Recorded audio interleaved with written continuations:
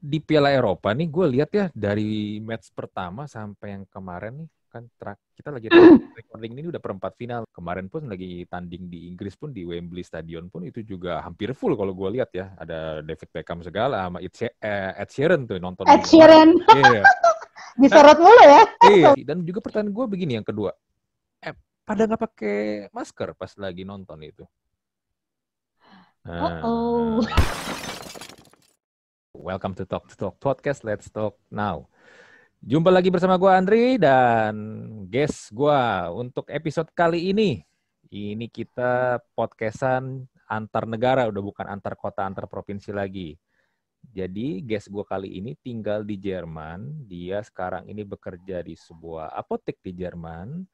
Dan juga pernah jadi guest waktu itu kita bahas tentang bagaimana dia menjalani LDR 9 tahun bersama dengan orang Jerman. Namanya Teresia Sitorus. Apa kabar Tere? Jumpa lagi. Andri. Baik, gue baik. Teresia Sitorus kalau nama Indonesianya. Cuman sekarang namanya udah ganti karena ikut lakinya namanya Teresia Veindert. Bener baca Veindert tuh. Ketemu I, bahasa Jerman jadi I. Veindert berarti dong. Yes, betul sekali. Teresia Veindert. Teresia Veindert. Ya, waktu itu kita bahas tentang bagaimana dia akhirnya menjalani LDR 9 tahun sama cowok Jerman dan akhirnya bisa married dan sekarang tinggal di Jerman. Begitulah kurang lebihnya. Iya, tinggal di Jerman. Nah, buat kalian nih yang punya impian atau mungkin punya cita-cita married sama orang bule, nah lu boleh dah nanti kontak dia. Gimana sih cara Boleh. konsultasi gitu? Boleh tulis di chat podcast ini, ntar di komen. Di komen. Ntar, benar-benar. Ntar kalau nggak gue balas ya urusannya Andri kan podcastnya dia. Karena biar gimana pun salah satu cita-cita orang Indonesia itu ya, itu kan bisa married sama bule loh. Dan lu berhasil mencapai cita-cita ya. Gue gak punya cita-cita itu. Cita-cita gue tuh ya ingin membahagiakan orang tua. Iya. Tapi kan lu bisa menikah dengan bule itu banyak sekali diinginkan oleh orang-orang Indonesia. Beberapa tahun lalu agak mudah, tapi sejak corona rada susah karena rada ribet kan tuh keluar masuk antar negara sekarang. Nggak cuma satu negara doang yang ketat, ini seluruh dunia kayaknya. Jadi yang kayaknya untuk beberapa tahun ke belakang ini bakalan susah deh yang punya cita-cita itu ya. Tapi jangan menyerah. Jangan menyerah. Pasti ada jalan. Pasti ada jalan. Lo kalau usaha pasti ada jalan. Kalau usaha ya. Nah anyway, kita sih nggak bahas tentang itu. Tapi kita mau bahas tentang Piala Eropa yang sekarang sedang berlangsung nih. Nah karena Tere ini tinggal di Jerman dan dia juga bekerja di apotek di Jerman dan juga suaminya sekarang ini juga bekerja di Palang Merah Jerman sana. Ya boleh dibilang sekarang ini juga lagi sibuk-sibuknya sebagai inilah ya, kalau di Indonesia istilahnya nakes kali ya, tenaga kesehatan untuk membantu mengurus pandemi COVID juga dan juga vaksinasi. Kurang lebih begitu. Berkutatnya di seputaran itu sekarang kami berdua. Di rumah cuma numpang tidur, terus besoknya ya udah ngurusin pandemi lagi. Gue ngurusin supply vaksin di apotek, gue ngurusin infas. Jadi di Jerman tuh ada buku vaksin namanya. Jadi lo dari kecil itu kayak paspor lo untuk vaksin. Lu dari kecil udah divaksin apa aja sampai lo meninggal, lo udah divaksin apa aja tuh ada bukunya. Kalau di sini. Dulu pertama kali gue masuk sini pas mau vaksin flu, pertama kali gue vaksin flu tahun 2018 tuh, gue sempat ditanya bawa buku vaksin yang dari Indonesia nggak? Wah, buku vaksin dari Indonesia, apaan? Kagak ada. Boro-boro. Gue pokoknya nih ya, gue tahu kalau gue tuh pernah divaksin ya karena ada bekas tanda aja di tangan Iya kan. betul. Iya Iya kan? betul. Sama Nih. gue nanya nyokap gue juga kira-kira, vaksin apa ya waktu itu gitu. Jadi nggak ada datanya lah kalau di Indonesia gitu untuk tiap Iya. pasien ya. Kalau di sini itu ada gitu. Jadi mereka tiap orang di sini punya buku vaksin.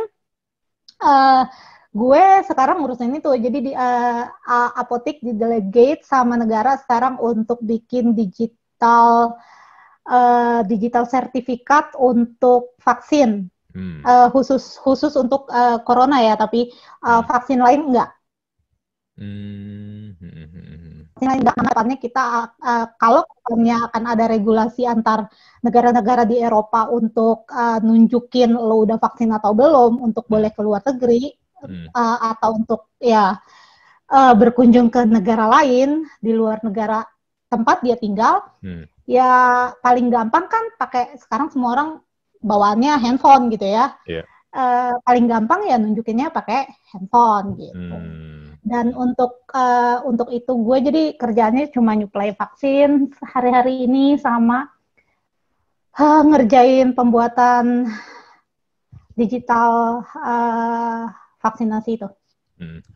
Nah, cuman pertanyaan gue gini nih, kan di Piala Eropa nih gue lihat ya dari match pertama sampai yang kemarin nih, kan kita lagi recording ini udah perempat final nih. Jadi pas lagi tadi malam tuh Belgia, Italia dan Swiss Spanyol, sampai pertandingan itu pun gue lihat kan penonton udah pada masuk ke stadion semua nih. Walaupun emang gak semua stadion diperbolehkan penuh ya, tapi ada, kalau nggak salah di Hungaria itu boleh full deh. Kemarin pun lagi tanding di Inggris pun di Wembley Stadion pun itu juga hampir full kalau gue lihat ya. Ada David Beckham segala sama Ed Sheeran tuh nonton. Ed Sheeran. Iya. Disorot mulu ya. Iya. Nah, cuman ini pertanyaan gue gini, apakah memang di Eropa itu emang untuk kerumunan, karena gini, kalau bola apalagi ya, itu kan kapasitasnya udah pasti puluhan ribu lah ya, nggak mungkin yang cuma ratusan doang kan. Emang udah diperbolehkan atau gimana sih? Dan juga pertanyaan gue begini yang kedua, pada nggak pakai masker pas lagi nonton itu? Bagaimana itu? Gimana gue bukan representatif Jerman dan tidak dikualifikasi untuk itu. Tapi apa yang akan gue coba utarakan itu semuanya based on apa yang gue tahu hari-hari sama main-mainung apa sih? Main-mainung apa? Mana gue tahu bahasa apa itu? Pengetahuannya gue gitu. Ya, jadi pokoknya dari pengalaman lu ya, dari pengalaman lu dan apa pengalamannya yang gue dan apa yang lu lihat ya, lah betul. ya. Ya, jadi untuk gue kan tinggal di Jerman, di Bayern, tepatnya di Bayern.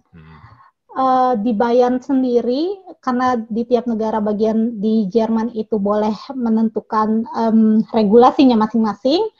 Di Bayern sendiri 6 minggu belakangan kasus COVID itu jauh banget ngedropnya. Insidence tuh jauh banget ngedropnya. Nah, sejak 4 minggu yang lalu yang tadinya kita semuanya masih dibatesin, masker wajib FFP2, KN95 kalau Asia, terus semua restoran nggak ada yang buka, nggak boleh dine in maksudnya, jadi cuma boleh take out. Terus 4 minggu yang lalu toko-toko udah dapat izin buka waktu insiden di bawah 100 di seluruh Bayern ya. Seluruh Bayern di bawah 100, toko-toko boleh buka, restoran udah boleh buka, tapi cuma makan di luar. Jadi di sini kan emang banyak banget restoran yang nggak cuma punya indoor tapi juga outdoor. Kita bilangnya beer garden. Jadi mereka cuma boleh regulasi bilang boleh buka beer garden, tapi indoor nggak boleh. Jadi dine in, indoor nggak boleh. Terus 2 minggu lalu juga sekarang boleh dine in, indoor, tapi dengan nunjukin lu udah vaksin 2 kali full, dan 2 kali itu di kurun sudah lebih dari 14 hari. Jadi fullnya vaksin plus 14 hari dari vaksin yang terakhir, lu boleh dine in di indoor ataupun outdoor di satu restoran gitu. Jadi tapi di sini setiap kali mau kemana-mana atau masuk dalam satu ruangan di supermarket belanja itu masih tetap wajib pakai masker FFP2 kalau di sini. Nah, itu diambil kalau menurut gue ya, karena gue terus tiap hari supply vaksin. Yang gue tahu per hari ini di seluruh Jerman itu udah genap 55,3% Bevölkerung pasti dari seluruh populasi di Jerman, bukan cuma Bayern ya, seluruh populasi di Jerman 55,3% itu sudah vaksin penuh. Udah 2 kali berarti ya? Vaksin full 2 kali. Dan menurut gue dengan persentase vaksin full itu bikin insiden ya nyatanya insiden jauh banget turunnya. Entah juga karena sekarang summer, jadi matahari banyak gitu ya. Jadi orang pada jemuran, jadi orang pada lebih banyak beraktivitas di luar, jadi badannya juga lebih fit karena banyak berolahraga. Orang Jerman tuh hobi banget olahraga. Dan menurut gue dengan semua faktor-faktor kecil-kecil itu yang membuat insiden di Jerman jauh banget ngedropnya. Dengan jauh banget ngedropnya insiden di Jerman, banyak sekali regulasi yang tadinya tutup, apapun ditutup, sekarang udah mulai dilepas dikit-dikit, pelan-pelan gitu. Tapi ya pelan-pelan, dan tetap kemana-mana orang masih awareness-nya masih ada gitu untuk tetap pakai masker gitu, dan maskernya juga nggak masker OP yang warna biru biasa, tapi FFP2 atau KN95 dan seterusnya gitu. Nah, itu juga yang mungkin yang membuat Eropa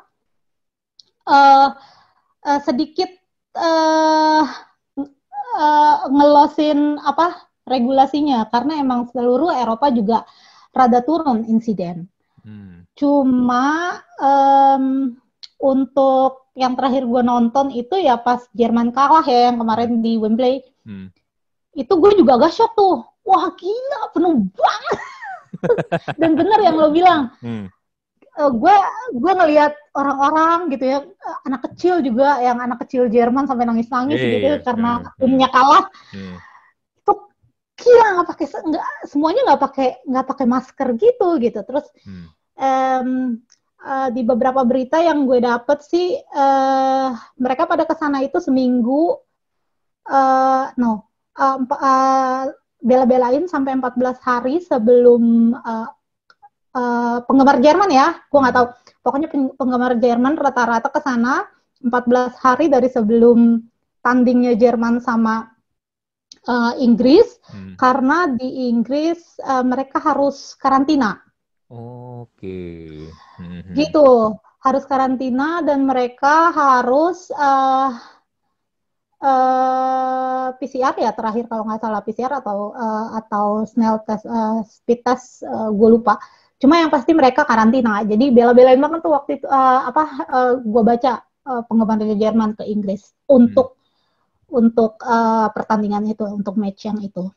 Oh ya, cuma masalah gini, itu kan Inggris Jerman itu kan baru ketahuan kan setelah mereka baru pada lolos grup kan, which is sebenarnya waktu yang diperlukan kan kurang dari 14 hari gitu loh. Tapi apakah mereka yang emang udah ke Inggris ini memang udah niat pasti akan nonton di situ atau gimana sih? Kayaknya gitu. Kayaknya gitu, karena emang Inggris mewajibkan itu untuk penggemar Jerman, dan gue baca banget rubriknya itu. gitu. Entah itu cuma untuk Jerman atau karena gue baca beritanya Jerman gitu. Kalau penggemar Jerman, pokoknya highlightnya penggemar Jerman harus karantina 14 hari di Inggris sebelum dapat izin untuk masuk ke untuk masuk dan menonton pertandingan Jerman lawan Inggris itu. Tapi nih kemarin gue baru dapat berita nih, beritanya begini nih, gue share ya bentar. Nah, mana nih? Ini beritanya nih ya. Euro 2020 jadi klaster corona varian Delta. Haruskah di stop penyelenggaraannya? Ini dari asumsi.co nih ya beritanya nih. Dan yang protes kenceng adalah WHO. WHO nih, kalau kita baca nih, WHO murka karena ajang pertandingan sepak bola Euro 2020 menyebabkan munculnya klaster COVID-19.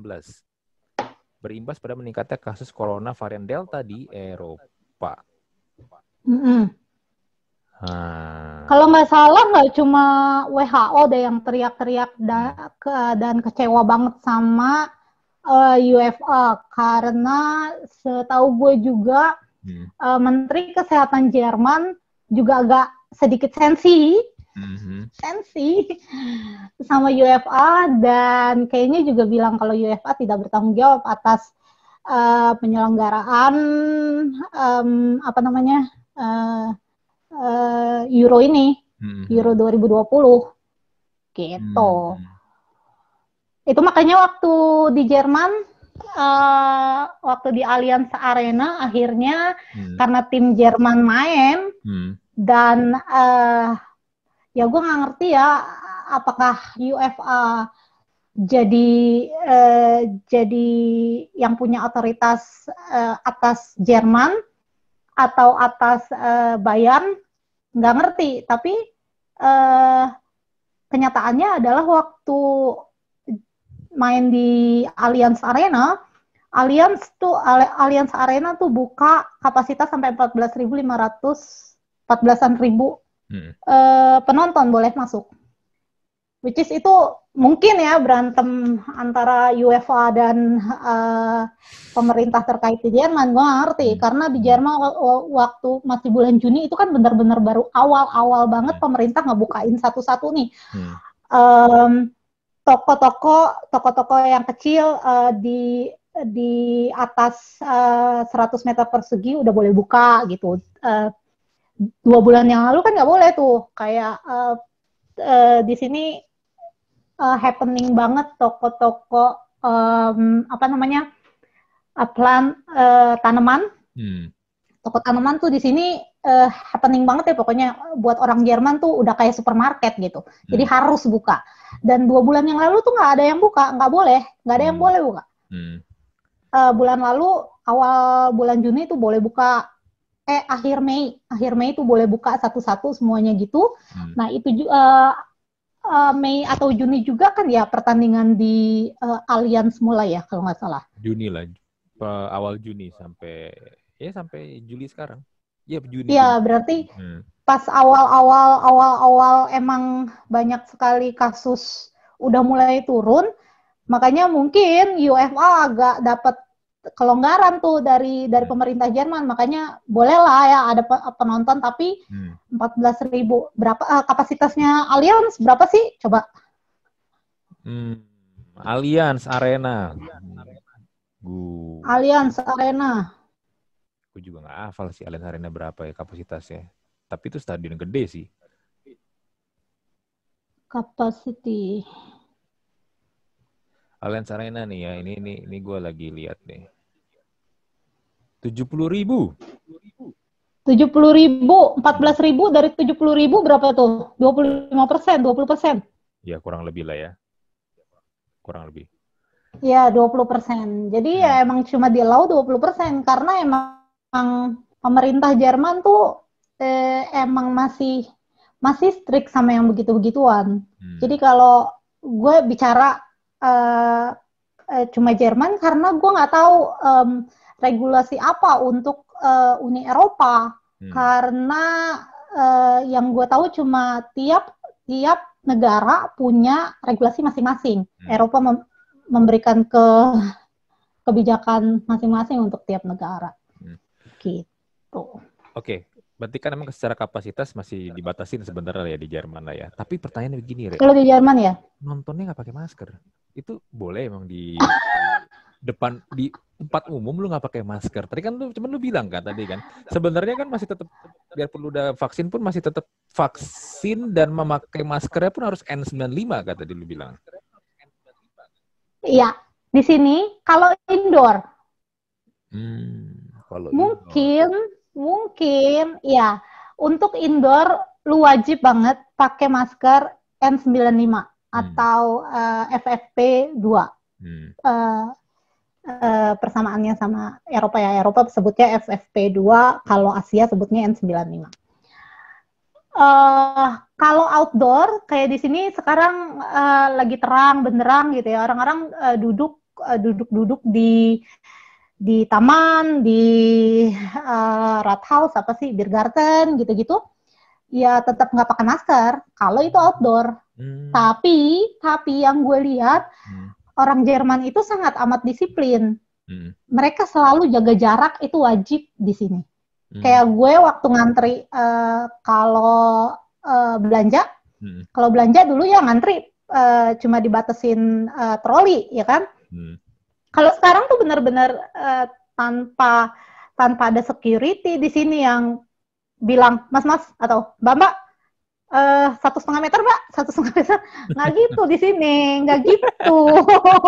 Di sini tuh nggak ditegur sama security, orang kerjain. Jadi duduk-duduk, jadi kayak di sini gue misalnya gue duduk di depannya Rathaus, kantor kelurahan gitu, biasanya di situ selalu ada tempat-tempat duduk gitu-gitu ya, taman kecil gitu. Kalau gue duduk di satu bangku,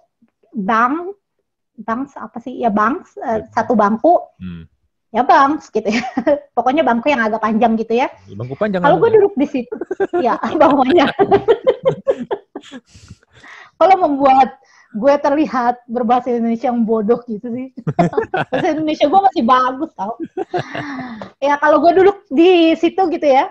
Kalau dulu tuh bisa aja, siapa aja bisa tiba-tiba duduk sebelah gue gitu, terus yang baca buku gitu atau apa gitu, atau ngapain gitu. Tapi kalau di sini, kalau lu duduk di situ terus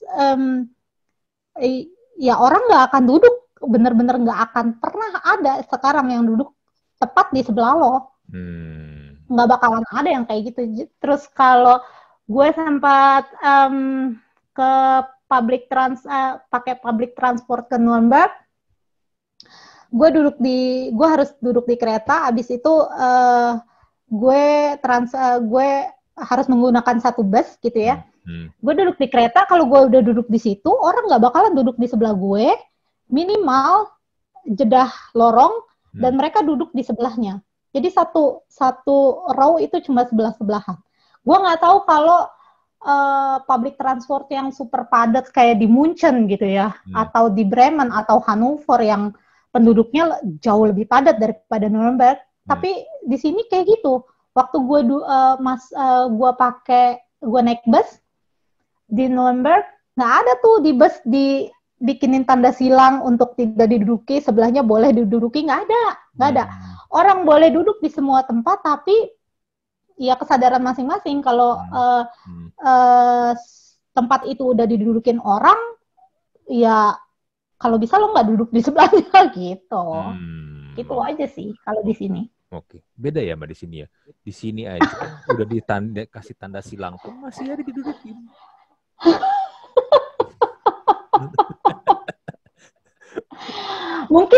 Mungkin gue ada di negara yang tepat, karena gue kan kalau di Indonesia, kalau waktu gue tinggal di Jakarta, gue judes ya. Jadi kalau di sini gue jadi udah biasa gitu. Kalau gue melakukan itu, gue akan dijudesin sama orang. Serius, serem cuy. serem banget. Jadi yang paling gue cuma diliatin gitu ya. Oke. Itu artinya gue tahu gue harus pindah. Dengan tatapan sinis lah ya. Berarti kan bisa disimpulkan di Jerman sendiri lah ya, itu boleh dibilang COVID di sana ya bisa terkendali lah ya. Gue sih merasakan sangat sangat terkendali, beda banget sama 1 tahun yang lalu yang semua orang rasanya panik. Terus yang kayak gue tuh ngebayanginnya kayak film-film zombie yang pernah gue tonton di film-film zaman dulu gitu, zombie yang lo kalau keluar kayak mencekam gitu. Tapi sekarang yang orang-orang, gue lihat tetangga-tetangga gue udah mulai, gue lihat lagi balik mereka duduk-duduk di tamannya mereka, ngeberesin tamannya mereka. Terus yang udah tetangga gue tuh orang tua sebelah gue persis, orang tua yang cuma tinggal sendiri, pasangan gitu ya. Anaknya udah tinggal di tempat lain, anak dan cucu-cucunya bisa datang lagi. Dulu kan nggak boleh. Dulu nggak boleh, sempat ada 2 bulan yang lalu tuh sempat lo nggak boleh kunjungin, walaupun keluarga, lo nggak boleh kunjungin keluarga lebih dari 2 kepala keluarga. Gitu. Jadi kayak misalnya gue pingin banget ngunjungin ma bapaknya Jurgen nih, misalnya terus adanya Jurgen juga pingin gitu. Yuk makan hari Minggu bareng. Kita punya tradisi itu makan hari Minggu bareng. Tuh sempat keputus tuh karena corona, nggak boleh. Karena nggak boleh lebih dari 2 kepala keluarga ya. Jadi yang mau nggak mau sempat dulu tuh yang kita nggak ngunjungin nyokap bokapnya Jurgen 2 bulan. Terus abis itu mulai boleh ngunjungin maksimal 2 kepala keluarga. Jadi yang kalau minggu ini gue ngunjungin nyokap bokapnya Jurgen, minggu depannya adiknya Jurgen dan keluarganya ngunjungin ma bapaknya, gitu-gitu deh pokoknya. Jadi ganti selang-seling. Gitulah kurang lebih. Menurut lu kenapa Jerman berhasil mengendalikan COVID di sana?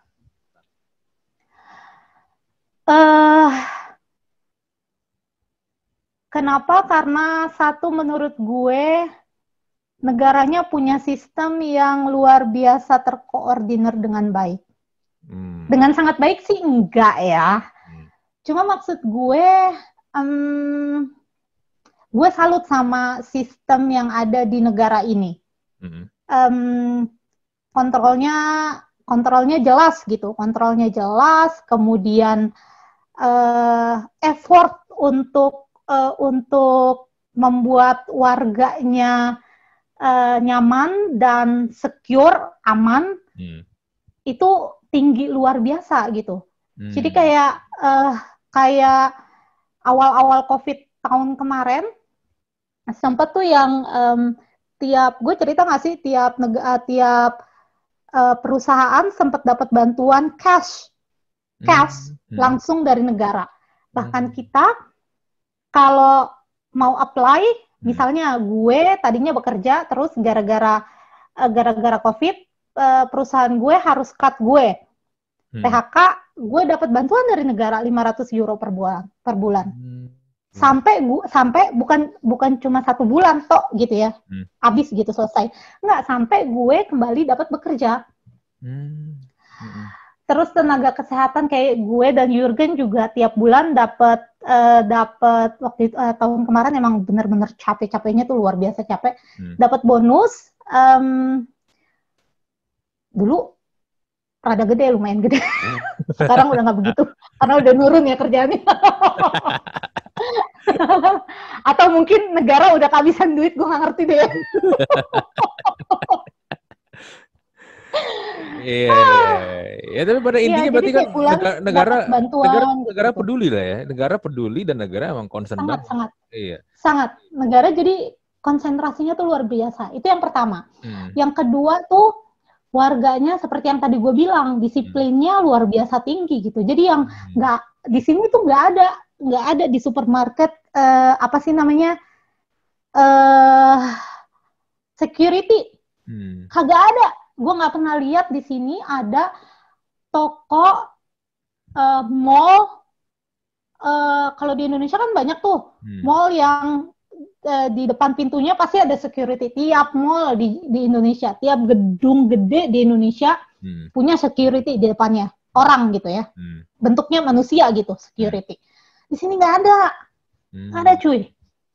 Jadi menurut gue yang tingkat amannya tuh sangat amat luar biasa karena tiap orang, kalau menurut gue tiap orang nggak cuma mikirin dia sendiri, tapi juga mikirin orang lain. Kalau gue keluar hari ini, ya seperti yang pada umumnya normal orang-orang medis bilang lah ya. Kalau lo keluar, lo nggak cuma bahaya untuk diri lo sendiri dan keluarga lo, tapi juga buat banyak orang gitu. Jadi yang di sini tuh semua orang di otaknya begitu. Jadi yang emang semuanya mikirin semuanya gitu. Nggak cuma bodoh amat gitu. Ya ada sih beberapa mungkin kalau menurut gue orang-orang egois yang kayak gitu juga mungkin yang pergi ke Inggris dan menonton sepak bola. Tapi menurut gue nggak banyak. Nggak banyak. Dan mungkin yang pergi ke Inggris juga karena udah triggernya tuh udah fans berat lah ya gitu. Udah yang pokoknya udah kayak hidup hati gue pokoknya buat tim Jerman gitu-gitu mungkin ya. Gue nggak ngerti. Tapi menurut gue orang hidup di sini jauh lebih mikirin orang lain bukan cuma dirinya sendiri. Ya, kalau kita bikin perbandingan sama negara di Indonesia ya gimana ya? Tadi kan lu bilang pemerintahnya kasih bantuan ya. Sedangkan di kita ada bantuan sosial tapi bantuan sosialnya dikorup. Ya, makanya tadi gue bilang sistem gue appreciate luar biasa sama sistemnya Jerman yang kayak nggak bakalan ada celah untuk lo bisa korup. Karena semuanya tuh benar-benar susah, agak rumit untuk dijelaskan karena rumitnya itu mungkin ya, jadi secure gitu. Kalau gue dapat bantuan dari pemerintah itu akan langsung ke gue. Dan kayak misalnya lo nggak bisa tuh, misalnya lo di finance, Kementerian Keuangan yang lo punya sistem. Tapi lu juga ngerjain manual gitu. Jadi misalnya untuk si Teresia bisa nih gue cut. Nggak. Tek. Kagak. Untuk Teresia gue cut. Masuk ke kantong gue. Nggak bisa. Nggak ada sistemnya di sini. Semuanya benar-benar otomatis. Seotomatis itu. Sampai nggak bisa lo kerjain manual kalau lo nggak punya otoritas dan dikontrol oleh otoritas lain yang jadi ribet gitu maksud gue. Ya berarti sistemnya emang udah clear, lu nggak bisa otak-atik. Ditambah orangnya aware untuk istilahnya ya bukan behave-nya dia untuk cheating.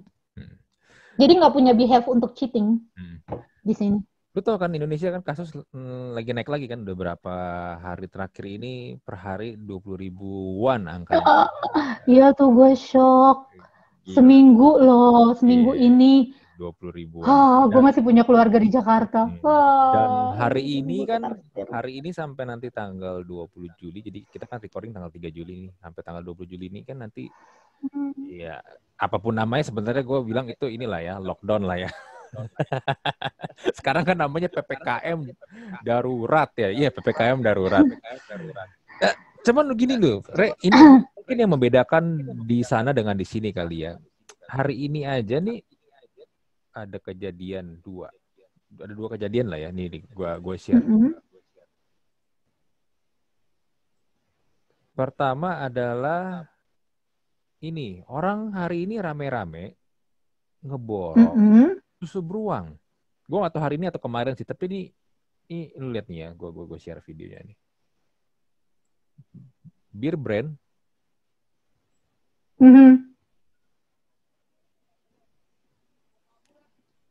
Tuh.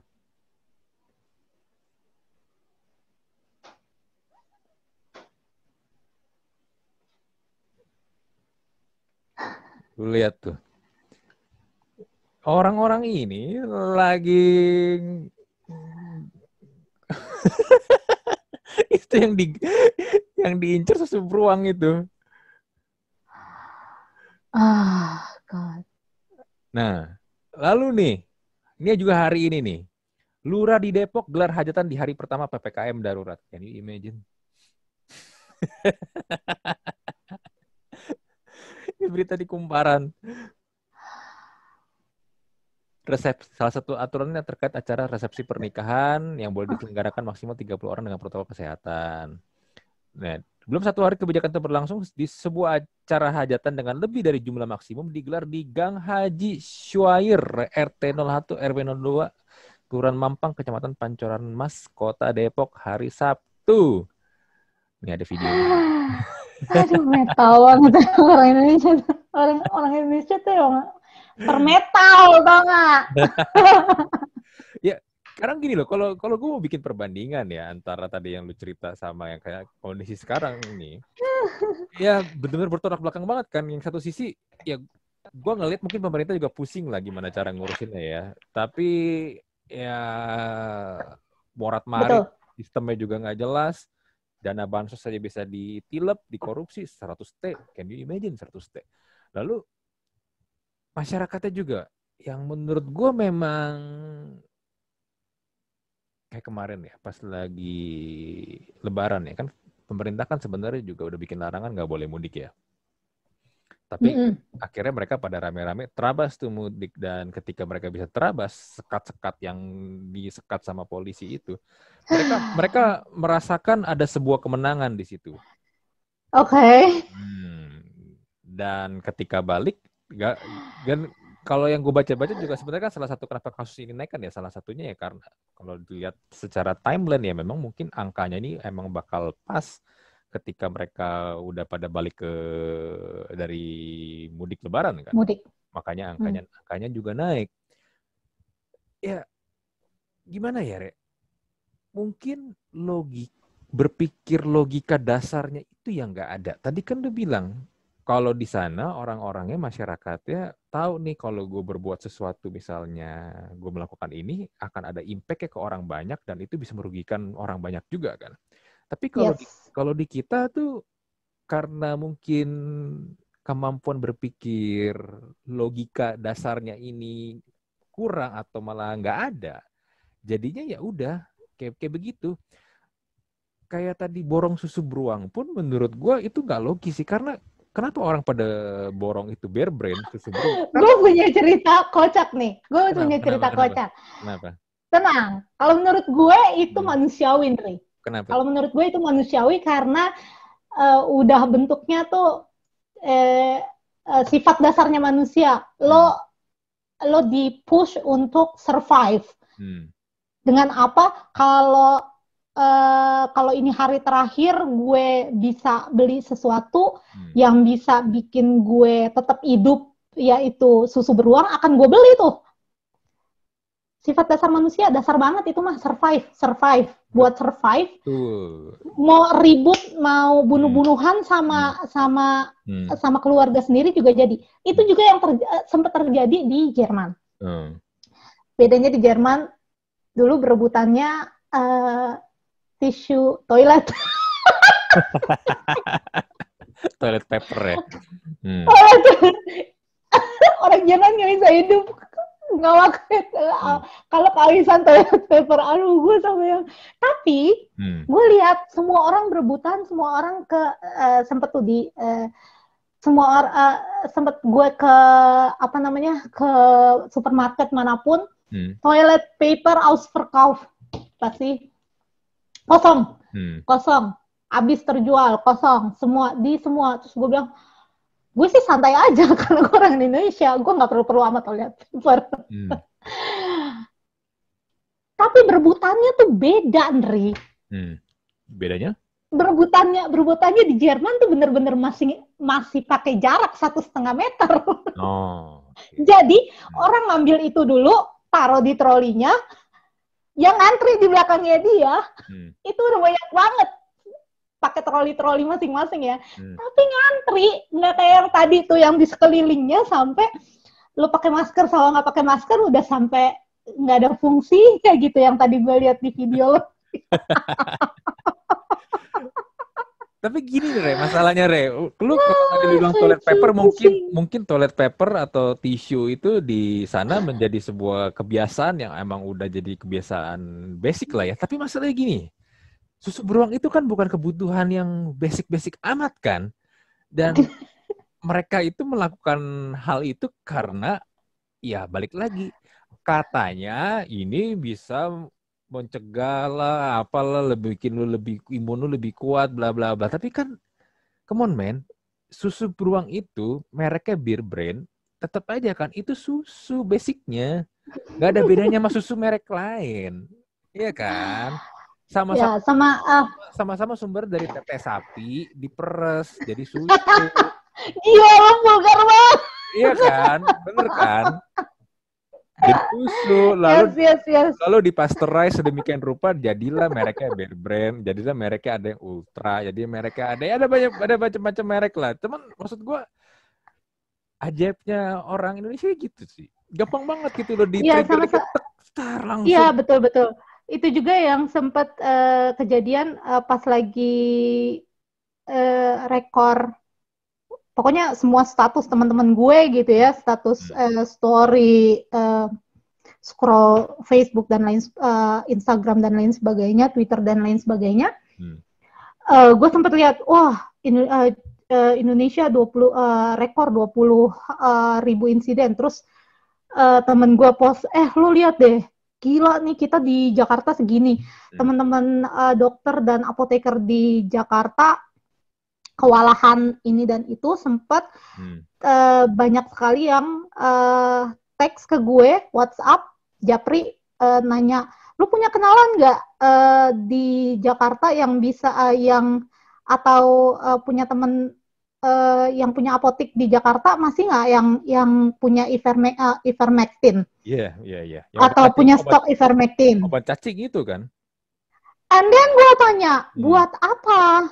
Buat apa? Ya karena katanya kagak ada di sini istilah katanya, Nri. Di Jerman kagak ada. Ya, tapi kan lu pernah hidup di sini kan? Lu pernah tinggal di sini kan? Ya. Katanya, jadi gue mengerti. Katanya itu kan sangat powerful, cuy. Dimanapun kalau ada orang ngomong, katanya si ini bisa nih menyembuhkan ini. Katanya si ini, kalau lu mau diet, minum obat ini. Lu cepet turun berat badannya. Iya, cepet turun berat badannya, dehidrasi. Karena kenapa? Cairan tubuh lu disikat. Berat secara angka turun, tapi kadar lemak lu tetap aja nggak berkurang. Ivermectin tuh, minggu kemarin gue banyak banget tektokan jadinya sama banyak dokter dan apoteker di Indonesia yang gegara ivermectin tuh, sampai ribut deh gue. Pokoknya gue mau begitu gue tanya untuk apa, untuk itu obat COVID sekarang di Indonesia, obat COVID di Indonesia, tapi setahu gue ivermectin itu antelmentik, obat cacing, gue bilang gitu kan. Terus yang udah adakah jurnalnya, udah adakah apa segala macamnya. Terus gue gue ngomong sama awam, nanya kayak begitu nggak lucu juga buat gue. Jadi gue lempar pertanyaan itu, gue masih punya grup alma mater, gue lempar ke alma mater apoteker gue, gengs, ada yang punya ivermectin nggak? Gue bilang gitu. Ada yang nyari nih, gitu kan. Ceritanya kan emang alma mater apoteker banyak yang punya apotek gitu ya. Ya gue cuma mendelegasi, gue delegate lah, ada yang butuh gitu. Semua wah, mulai deh tuh bahasan yang tadinya nggak ada bahasan di grup itu, jadi panjang tuh bahasan. Iya nih, abis semua antivirus, abis ivermectin nggak ada di pasaran. Kalaupun ada, harganya 89.000 per 10 tablet, tablet atau kapsul. Harganya jadi mahal banget tuh. Terus gue bilang gini, tapi apakah pertanyaan gue, akhirnya gue tanya di grup itu, apakah di Indonesia udah ada atau ivermectin apakah sudah diindikasi oleh Badan POM, artinya asosiasi di Indonesia yang bertanggung jawab untuk membuat memberikan izin untuk menulis indikasi kalau itu adalah obat COVID. Terus ada satu teman alma mater yang kerja di POM dan dia cuma screenshot no, sampai detik ini ivermectin satu-satunya produksinya Hersen, indikasinya obat cacing. Terus gue bilang, terus sekarang kalau masyarakat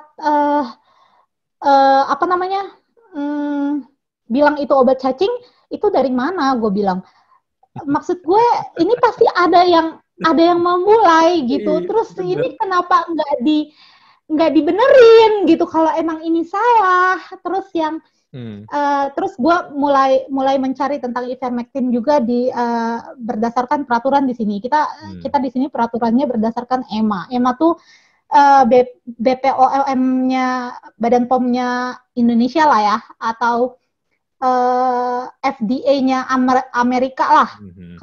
Kalau di Eropa tuh kita kiblatnya EMA. EMA.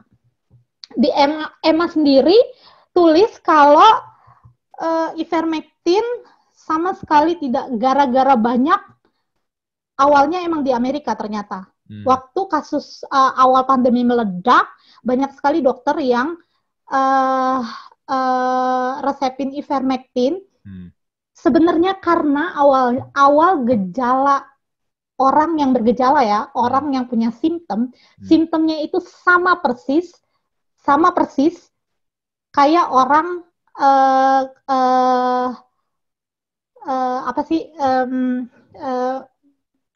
mendapatkan penyakit tersebut. Kalau di Indonesia sempat awal tahun kemarin kalau nggak salah meledak obat kina. COVID bisa disembuhkan oleh obat kina karena simptomnya sama persis sama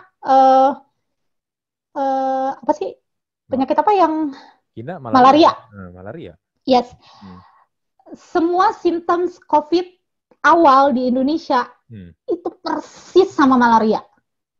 Makanya dihajar dulu tuh sama dokter, ya udah deh, Regen kasih aja dulu kina. Kina WHO keluarin kalau ini udah jadi pandemi, mulai banyak penelitian tentang virusnya, kina hilang tuh. Muncullah sekarang ivermectin. Karena ya itu cuma karena simptomnya sama, kita kasih ivermectin sembuh. Ya nggak bisa begitu. Iya benar. Itu kan jadi. Dan EMA sama sekali dari untuk Eropa ya, EMA sama sekali sampai detik ini jurnalnya ivermectin belum pernah ada jurnal yang menyatakan sampai detik ini ivermectin dapat mengurangi risiko gejala COVID-19. Ya, gejala dan penyebaran COVID-19. Gitu. Cuman gue bingungnya gini, kan kalau ivermectin ternyata obat cacing, kenapa Combantrin juga nggak dipakai? Combantrin obat cacing juga. Iya kan? Sekarang tergantung siapa yang advertise lebih banyak nih. Kalau kayak begini kan sebenarnya kan yang paling seneng yang jualan kan, barang gua laku cuy. Sampai gue dapet ini loh, bentar ya. Oke. Sampai gue dapet tulisan dosis. Dan akhirnya gue share ke temen gue yang di Badan POM karena dia harus kontrol ini gitu. Siapa yang tulis ini? Ivermectin 12 mg. Dosis untuk COVID merah cuy. Tulisannya merah. Gimana gue nunjukin ini ke kamera aja ini kamera lu ini tunjukin ke kamera ya. Mana.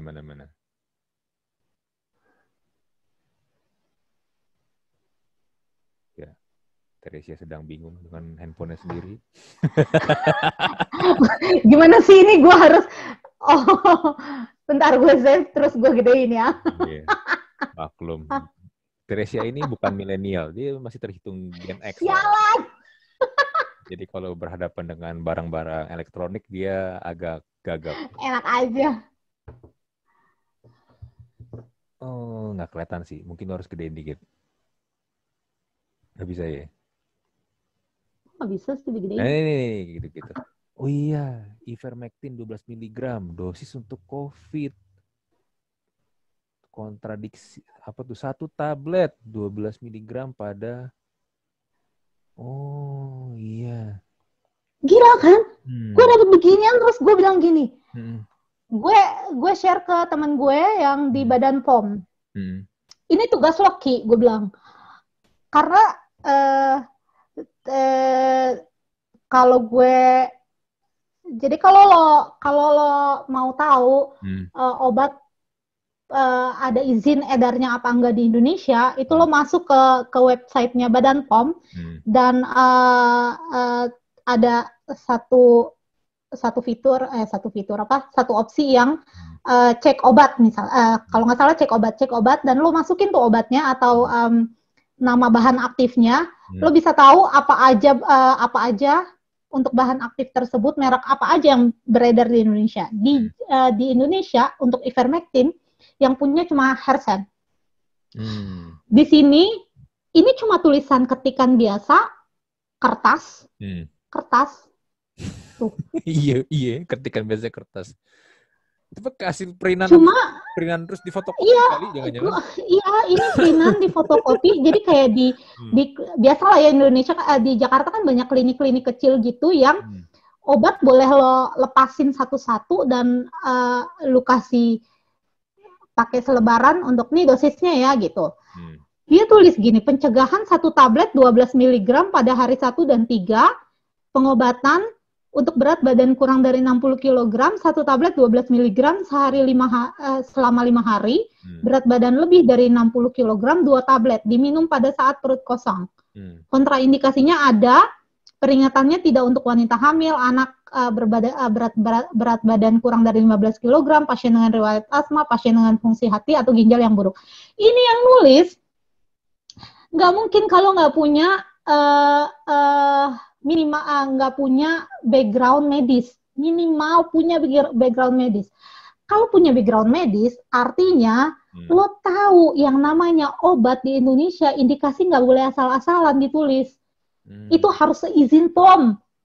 Kalau POM nggak ngizinin itu indikasi ada di leaflet, lo nggak boleh tulis itu ada indikasi itu untuk obat tersebut. Sampai POM bikin. Nah, adik gue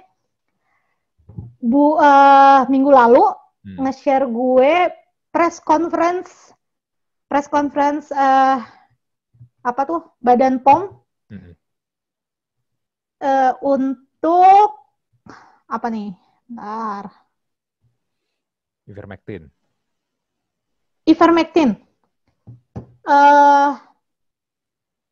Izin waktu itu press conference-nya yang liput SCTV. Mana sih? Di mana ya? Gue cari ivermectin deh. Ini gue ada nemu.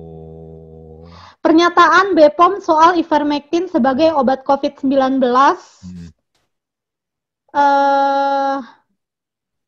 Press conference-nya Ketua Badan POM dan Pak Ketua BUMN, siapa namanya? Nggak ingat gue. Jangan Erick Thohir, Menteri Erick BUMN. Thohir. Ya, Menteri BUMN sama. Nah, adik gue nge-share ini.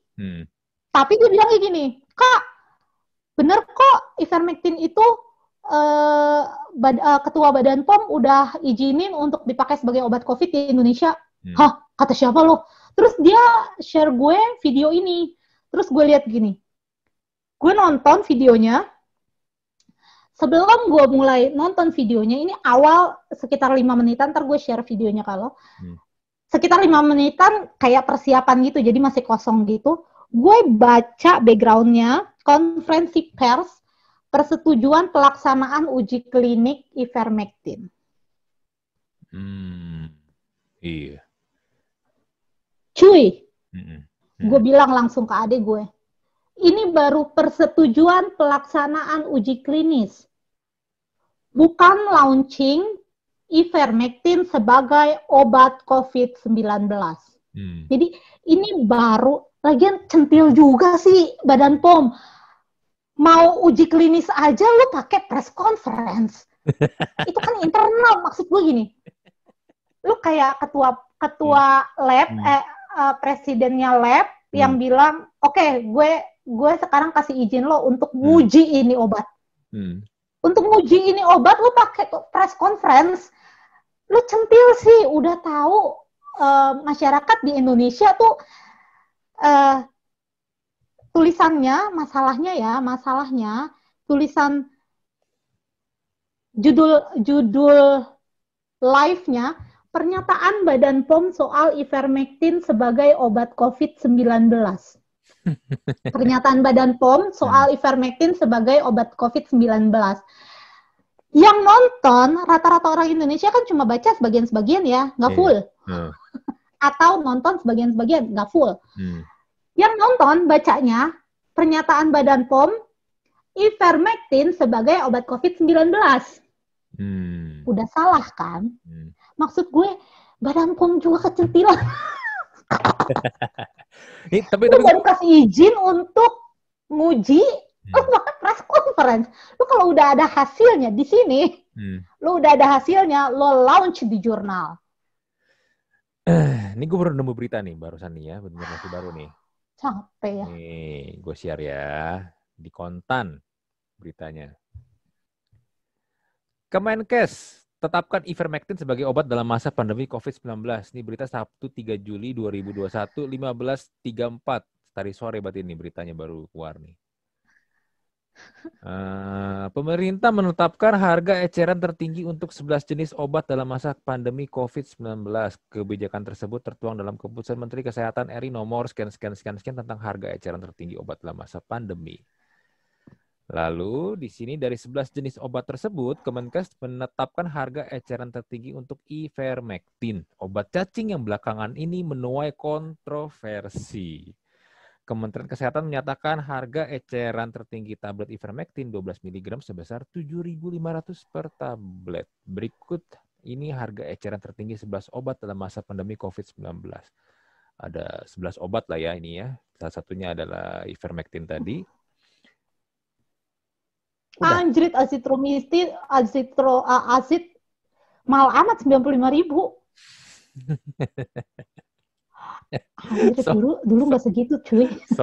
Dulu gue punya apotek di Jakarta cuy. Azit nggak segitu harganya cuy. Iya mahal sih, cuma maksud gue nggak segitu. Ya intinya sekarang pemerintah sendiri dari Kementerian Kesehatan udah menetapkan ivermectin sebagai salah satu obat dalam penanggulangan COVID. Ya we'll see lah ya. Gue juga nggak tahu itu gimana. Ya udahlah ya. Well, anyway, tiap negara punya kebijakannya masing-masing. So, mungkin hasil uji klinis yang dilakukan kemarin waktu abis press conference sudah menghasilkan sesuatu untuk obat tersebut. Ya, siapa yang tahu? Gue nggak ngerti juga. Cuma ya menurut gue, kalau itu video kurang lebih baru seminggu yang lalu, yang gue tahu teoritis uji klinis itu enggak cuma seminggu. Uji klinis itu punya 4 tahap. Punya 4 tahap. Tahap pertama uji klinis tahap pertama dilakukan ke 100 pasien blank. Jadi 100 pasien nggak tahu diberikan obat tersebut. Terus uji fase 2 itu 100 pasien lain yang diberikan obat tersebut compare sama placebo. Kemudian ketiga itu diberikan ke masyarakat umum. Jumlahnya gue lupa. Ada jumlahnya dan kurun waktu tertentu. Dan fase keempat diberikan ke masyarakat umum oleh tenaga medis yang Ya gue lupa teorinya, tapi yang pasti itu 4 tahap, nggak mungkin dilakukan 1 minggu cuy. Kalau minggu kemarin Badan POM, maksud gue nggak konsisten gitu beritanya. Kalau mau bikin berita jadi nggak konsisten, maaf nih ya. Buat gue jadi nggak logik. Minggu kemarin baru press conference kalau Badan POM dan Kementerian Kesehatan memberikan izin untuk dilakukan uji klinis obat ini. Per tanggal 3 Juli, obat ini di-launch sama Kementerian Kesehatan kalau itu adalah obat COVID-19. Itu artinya harusnya udah selesai uji klinisnya. Which is uji klinis 1 minggu. I doubt it. Atau bisa juga gini nggak sih, karena isu kalau ini obat COVID itu kan kemarin ramai kan beritanya, ini obat bisa buat COVID, ivermectin itu kan, dan harganya kan jadi gila-gilaan tuh. Dulu kalau cari di marketplace tuh harganya tuh gila, sampai ratusan ribu ada yang jual kan. Apa mungkin salah satu cara pemerintah juga biar supaya harganya tuh nggak dijual sampai naik. Bisa. Kayak gitu. Jadi dibikin aja nih press release, bisa. harga eceran tertinggi pokoknya segini, udah titik. Tapi di Indonesia mah biar harga lah, gue pernah punya apoting Dre di Indonesia, di Jakarta.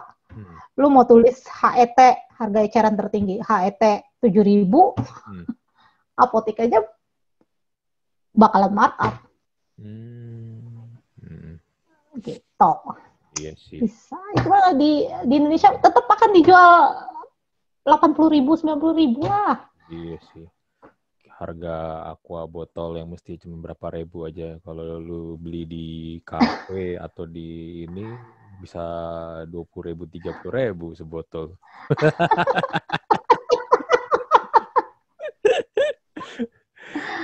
Ya. Apalagi sekarang lagi banyak dicari ya. Yang gue kecewakan sih itu di Jakarta.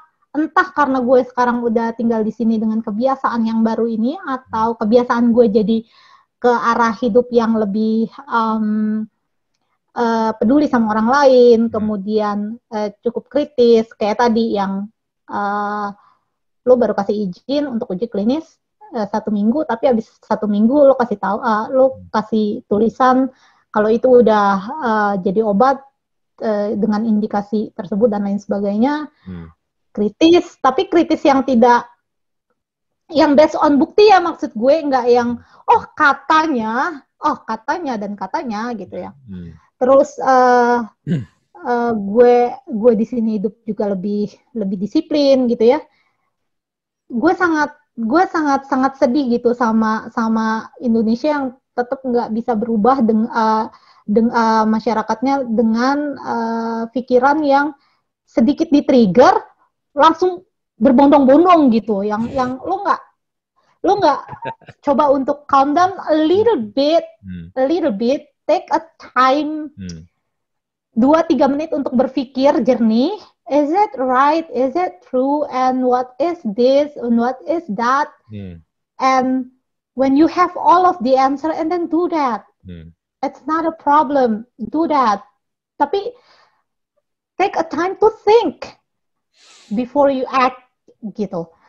Yang begitu satu orang dikasih ivermectin sama dokter, semua orang langsung dia COVID dikasih ivermectin sama dokternya, yuk kita beli ivermectin, boom, ivermectin hilang di pasaran tiba-tiba. Gue nanya azitromisin karena ada satu teman dokter emang perlu azitromisin, bentuknya tablet. Biasanya cuma tablet azithromycin 250 atau 500 mg tuh satu box tuh biasanya cuma 2-3 bijian kapsul gitu, tablet gitu ya. Kalau tablet, karena emang perlu nih, temen gue dokter, perlu banget. Jadi gue share ke grup alma mater gue, ada yang punya stok azithromycin nggak? Semua teman-teman gue yang kerja di apotik dan yang punya apotik bilang, gue nggak ada stok, gue nggak ada stok. Gue tanya balik, ada yang bisa tolong pesenin nggak ke PBF?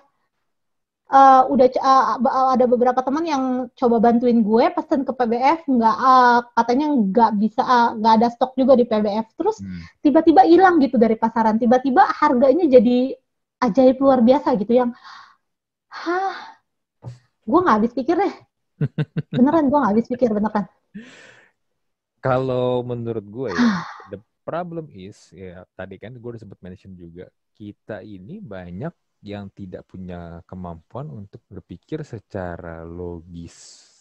Logika dasarnya itu nggak ada. Jadi ketika kita mau melakukan segala sesuatu, banyak sekali tuh orang Indonesia itu cenderungnya itu reaktif. Makanya gampang banget kan polarisasi, digiring ke sini, ke kiri, ke kanan itu gampang banget. Kalau yang gue lihat juga faktor utamanya salah satunya gini sih, pendidikan.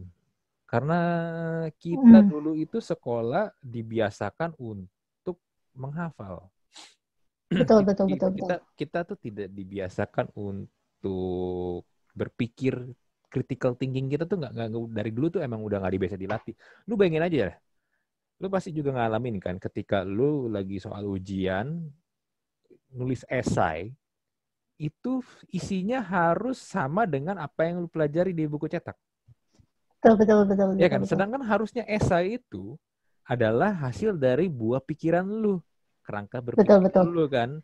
Misalnya lu menulis apa yang lo mengerti, apa yang lo cerna gitu dari pembelajaran itu. Pakai paling gampang kan dari unsur-unsur ini aja kan, what, why, who, where, when, and how kan. Ya dari situ lu lahirlah dari kerangka pikiran lu itu tentang pikiran lu, logika dasar lu. Nah masalahnya kita dari zaman dulu sampai sekarang pun kalau gue lihat masih nggak begitu. Kita masih terus dibiasakan untuk menghafal tahun-tahun sejarah. Dulu juga kita kan disuruh hafalin nama-nama menteri. Buat apa sebenarnya? Iya kan. Nah, makanya ketika kayak begini-begini nih, makanya gue sih ngeliat fenomena-fenomena seperti ini ya salah satunya ya buah-buah dari itu tadi. Ya karena masih rendahnya tingkat pendidikan di Indonesia ya. Ya lebih tepatnya adalah itu, kita tidak dibiasakan untuk berpikir secara logis. Ya. Ya makanya kalau ngomong orang Indonesia itu akal sehatnya pada kayak nggak ada, kalau terus juga bilang yang waras ngalah ya bukan masalah apa ya, masalah itu karena kita nggak dibiasakan untuk dilatih untuk itu. Ya udah nanti nih gue yakin minggu depan atau mungkin besok nih ada apa lagi yang baru nih pasti ntar diserbu lagi. Hari ini susu beruang, nggak tahu besok susu kuda liar. Ada cuy satu yang baru. Gue kayaknya lebih update dari lo untuk corona kali ya, gue nggak tahu ya. Jadi gue baru dapat bahasan nih, temen gue kan susah nih cari vaksin.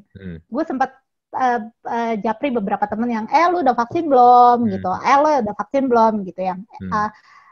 Kalau di sini pertanyaannya tapi nggak boleh kayak gitu loh, Nri. Lo udah vaksin atau belum? Karena itu hak asasi manusia. Itu menjadi hak asasi lo. Kalau lo nggak mau vaksin, ya nggak masalah. Jadi pertanyaannya bukan udah atau belum, tapi di sini lo akan vaksin apa enggak. Tapi pertanyaan gue ke teman-teman di Indonesia sih beda. Lo udah vaksin atau belum? Jadi kayak encourage aja kalau gue. Ada satu teman gue dokter yang sampai sekarang belum vaksin. Dokter loh. Cuma emang dia belakangan nggak aktif praktek karena baru lahiran. Well, gue tanya lu kenapa nggak vaksin? Susah dapat vaksin, tapi gue udah daftar kok. Oke. Ya udah deh, pokoknya udah daftar aman. Gue cek temen gue yang lain udah vaksin atau belum gitu. Terus yang puji Tuhan gue udah suntik yang pertama gitu. Ada yang cerita nih sama gue berapa hari yang lalu. Akhirnya nih Kak, iya gila gue nyari ke alma mater Serviam kagak ada, tapi akhirnya dapat dari Serviam di sana ya. Akhirnya suntik yang pertama gitu, terus yang puji Tuhan. Tapi kemarin gue ada temen gue tinggal di sana, pokoknya wilayah elit Jakarta. Terus temennya dia temannya teman gue ya berarti. Temannya dia bilang gini, gue udah vaksin nih 2 kali. Bener nggak sih kalau vaksin kemarin gue vaksin Sinovac, terus kalau di boost sama AstraZeneca, vaksin lagi di boost sama AstraZeneca, jadi apa ya, tingkat tingkat tingkat tingkat apanya? Kekebalannya terhadap COVID. Efektivitas. Ya, efektivitas obatnya tuh kebus sampai 96% gitu. Terus yang temen gue sampai bilang gini, damn, gue nyari untuk diri gue sendiri itu udah daftar dari 4 bulan yang lalu, kagak dapet sampai kayak hunting tuh udah kayak hunting apaan. Tahu nggak, Ter?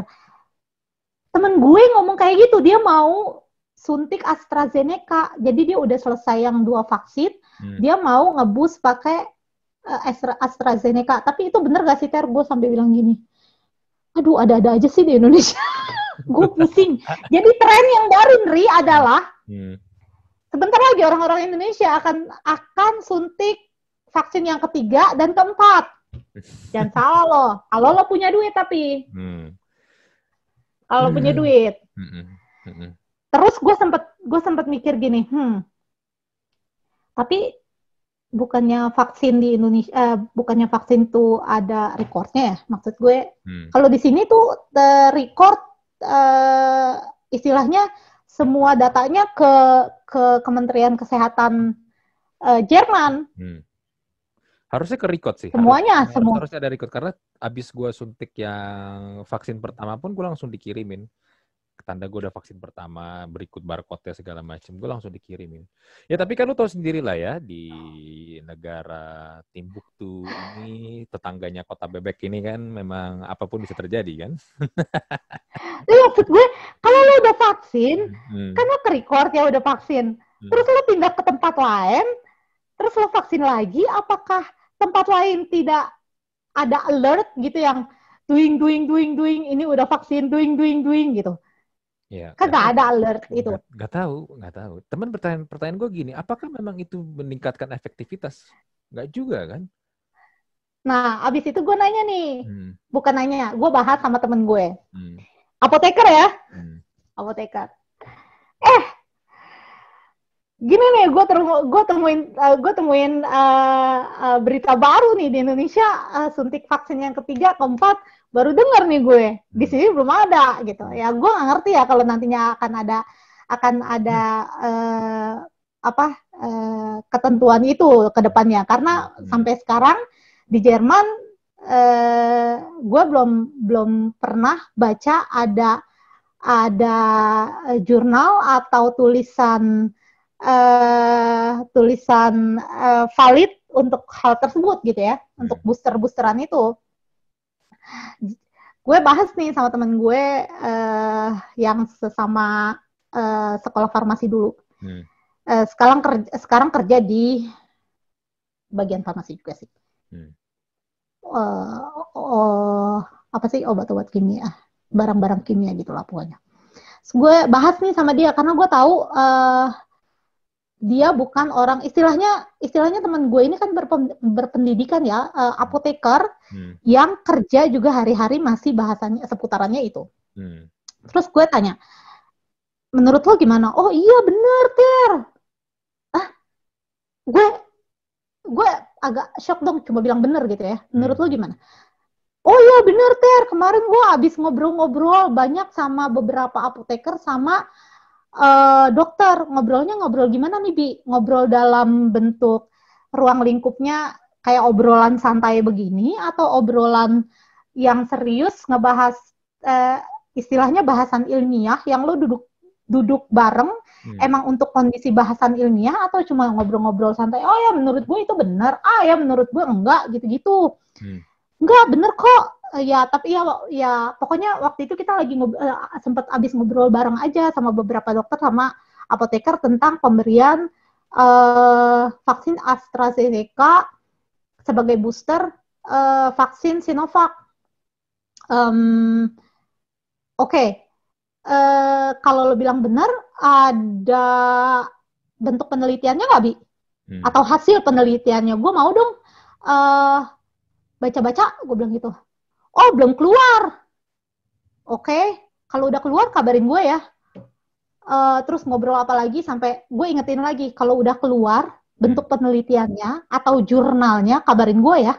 Atau kalau boleh gue minta, jadi gue bisa baca-baca. Gue bilang gitu. Terus dia bilang, mana ada sih jurnal di Indonesia dipublish keluar. Tadi lo bilang iya, nanti gue kasih kalau jurnalnya udah keluar. 15 menit kita ngobrol, lo bilang mana ada sih jurnal keluar. I mean, lo nggak konsisten gitu. Jadi intinya, ini udah ada penelitiannya apa belum? Satu, udah ada jurnalnya apa belum? Nggak bisa. Gue model berpikirnya sekarang udah yang, kalau lo ada bukti tertulis dan semuanya sudah dibahas, sudah diteliti dengan baik, dengan standar yang ada, well, tinggal do it. Do the action gitu ya. Maksud gue, nggak yang kayak ivermectin gitu yang baru mau diuji klinis, tapi indikasinya udah publish. That's not the regulation. Oh God. Soalnya ini menjadi krusial karena kan dikonsumsi dan masuk ke badan ya. Iya kan? Masuk ke tubuh orang. Bukan cuma itu aja, maksud gue gini. Nggak cuma teknis di badannya kita doang. Maksud gue, lo bayangin dong, temen gue 4 bulan nyari vaksin, udah daftar, dan dia daftar ke sini, dia daftar ke pemerintah, dia daftar via satu institusi. Serviam tuh apa sih institusi? Gue nggak ngerti lah. Via Serviam, alma maternya dia susah carinya. Sekarang orang yang udah dapet di boost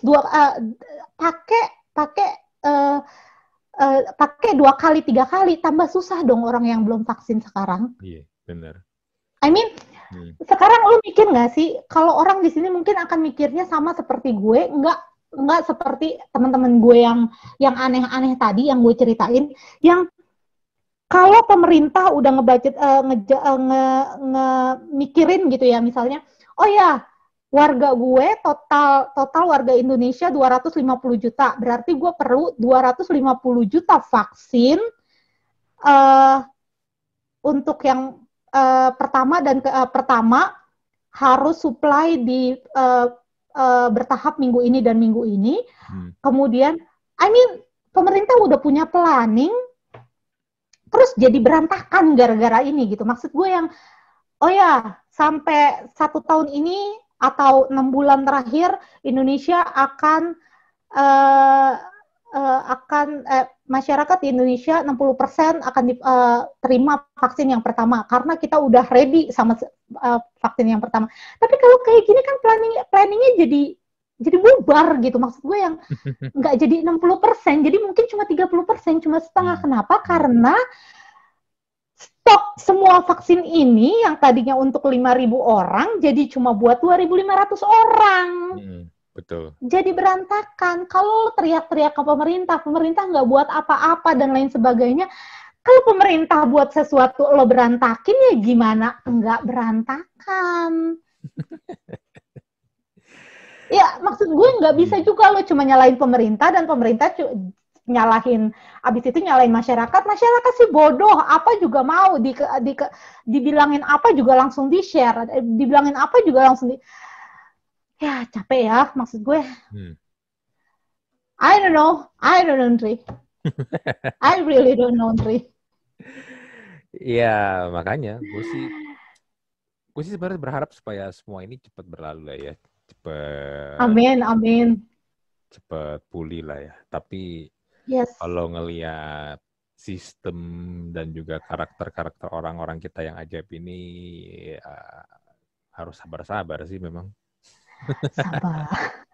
Gue aja ngejawabin orang-orang ya, chat tuh yang Teresia think that you are one of them and you are living in Indonesia, in Jakarta.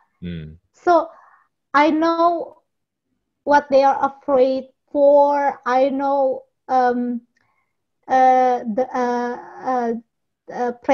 pressure yang mereka dapat dari lingkungan dan masyarakat dengan habitnya Indonesia, dengan habitnya Jakarta gitu ya. Gue kalau ngomong kayak gini, biasanya banyak orang akan bilang gini, sombong amat sih tinggal di luar negeri. Iya. Tapi enggak kan Yandri? Punya suami orang Jerman lagi. Tapi enggak kan Yandri? I do really care of Indonesia. That's the reason why people. Kalau gue nggak care sama Indonesia, gue akan bilang bodo amat lah. Yang penting gue udah di sini. No, I do care of Indonesia. Itu makanya gue mau gitu kalau diajak sharing kayak gini. So mungkin people akan thinking, gue kok kayak jadi kayak Cinta Laura. People akan thinking. Keturunan Jerman juga dia. Ya, anyway, ini kayaknya kita harus close karena kalau nggak akan ada habisnya, kita udah ngobrol. Habis ya, betul. Setengah jam. Tapi anyway, ya it's good to hear your sharing sih. Maksudnya gini, jadi kan kita juga punya punya perbandingan di tempat lain, di negara lain tuh kayak gimana sih situasinya sekarang gitu loh. Apakah memang udah membaik, apakah memang juga sama aja kayak di Indonesia, ya sebenarnya kan kita juga butuh lihat juga, karena kan selama ini kita hanya dibombardir oleh berita-berita yang ada di ini doang, di Indonesia doang sebenarnya kan. Dicekokin dari berita yang dari media mainstream sama ya itu, forward-an di grup, WhatsApp grup, yang nggak jelas, yang juga malah kayak contoh nih misalnya yang menolak untuk divaksin karena takut nanti disuntik vaksin ada masuk barcode di dalam tubuhnya. Iya, tapi dia nge-share itu di Facebook atau di sosial media di mana Facebooknya itu, handphonenya itu GPS-nya nyala, jadi track dia bisa di lokasi dia bisa di track. Sama aja bohong. Ya. Anyway, let's pray for Indonesia dan juga seluruh dunia inilah. I pray. I am praying for Indonesia. Supaya cepat pulih kembali seperti sedia kala. Sama untuk seluruh dunia juga, semoga pandemi ini seluruh masyarakat bisa hand on hand, bergandeng tangan untuk nggak cuma pemerintah kerjain bagiannya, kita juga masyarakat kerjain bagian kita. Kita punya kayak gue dan suami tenaga medis, kita melakukan apa yang bisa kita lakukan. Teman-teman gue yang ada di bagian riset, mereka melakukan apa yang mereka harus lakukan, dan semoga pandemi cepat berlalu. Amin. Oh. Oke deh, kita close episode kali ini. Thank you sih, kembali lagi untuk Teresia Finder. Susah namanya sekarang. Tuh kan, enakan Teresia Sitorus kan. Rasa lokalnya tuh lebih dapet emang. Rasa lokalnya. Ya anyway, gue dan Thank you. Ya, thank you juga. Thank you juga, Henry. Ngobrol-ngobrolnya seru. Ya, sama-sama. Anyway, kita close. Gue Andri dan Teresia mohon pamit. Kita jumpa lagi di Talk to Talk episode berikutnya.